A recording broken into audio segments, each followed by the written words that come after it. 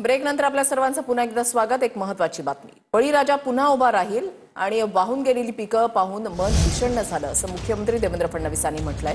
महाराष्ट्राच्या मातीमध्ये संकटावर मात करण्याची ताकद आहे असं मुख्यमंत्री फडणवीसांनी म्हटलंय। शासन शेतकऱ्यांच्या पाठीशी खंबीरपणे उभे आहे असं मुख्यमंत्र्यांनी म्हटलंय। मुख्यमंत्री देवेंद्र फडणवीसांनी ट्विट केलेलं आहे। त्यांनी ट्विटमध्ये असं म्हटलेलं आहे, राज्यातील अनेक जिल्ह्यांमध्ये पूरस्थिती निर्माण झाली आहे। माढा लातूरमध्ये पूरग्रस्त भागांची पाहणी केली। शेतकऱ्यांची वाहून गेलेली पिकं, गुरढोरं, उद्ध्वस्त झालेले संसार हे सर्व पाहून मन विषण्ण झालं। संकटात मात करण्याची ताकद राज्याच्या मातीमध्ये आणि बळीराजाच्या मनगटात आहे। सरकार म्हणून आम्ही त्यांच्या सोबत आहोत। जिथे मदतीची गरज आहे तिथे शासन शेतकऱ्यांच्या पाठीशी खंबीरपणे उभे आहे। निकषामध्ये न अडकता मदत देण्याचा प्रयत्न आहे।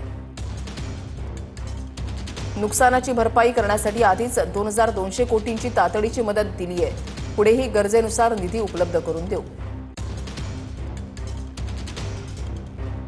या कठीण काळामध्ये आपल्याला एकमेकांना धीर द्यावा लागेल। मदत पोहोचवली जाते, आधारासाठी हात आखडता घेतला जाणार नाही।